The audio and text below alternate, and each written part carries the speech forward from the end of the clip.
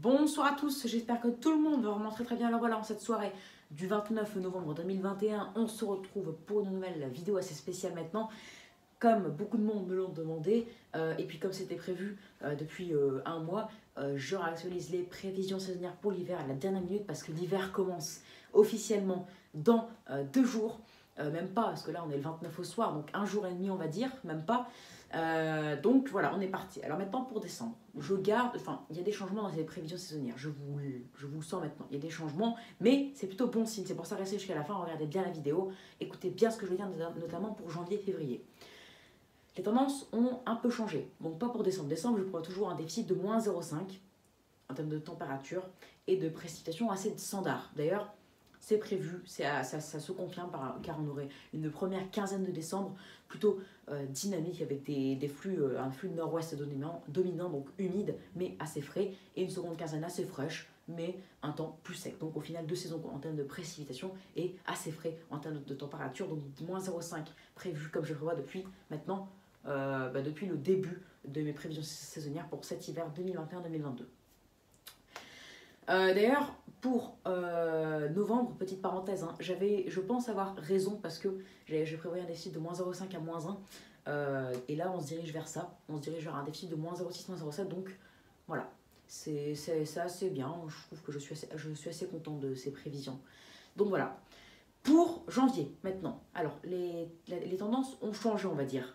Je reprévois ce que j'avais prévu avant. C'est bien plus optimiste, on va dire, que ce que je prévoyais. Je prévoyais il y a encore un mois, finalement, au mois de janvier, un peu moins fort que prévu. Vu que je prévoyais plus humide, je me disais flux de nord-ouest dominant, donc plus proche des normales qu'un déficit de moins 1. Donc j'avais dit finalement des températures de moins 1, de moins 0,1 à moins 0,5 prévues, ou de même de saison à moins 0,5 de prévu.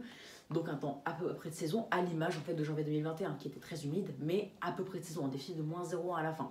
Sauf que, comme les tendances de l'Allman 123 se sont actualisées il n'y a pas longtemps, et que il prévoit maintenant, il soutient en fait mes prévisions d'il y a 2 mois, je me suis dit qu'on pourrait finalement avoir pas mal de choses bien en janvier, et le déficit que je prévois maintenant est de moins 0,5 à moins 1, donc un mois de janvier clairement sous les normales, plus froid du coup que 2021, ça va se sentir. Hein.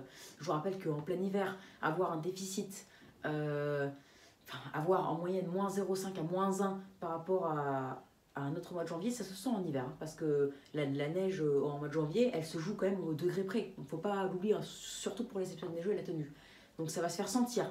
Et avec ces précipitations finalement que je prévois abondantes, excédentaires, d'ailleurs comme dans les dernières tendances, mais cette fois même plus excédentaire que prévu, de plus 20 à plus 40, voire plus 50%, alors maintenant, je prévois pas mal de conflits neigeux. Pourquoi?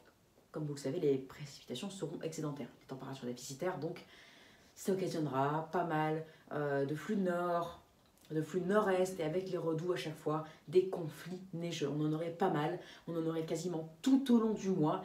En tout cas, c'est ce que aussi l'Allman 123 prévoit, le grand spécialiste, hein, des tendances à prendre avec beaucoup de sérieux.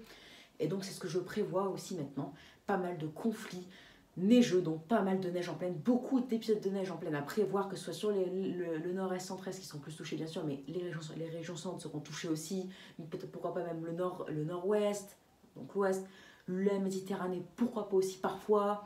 Donc voilà, c'est assez compliqué.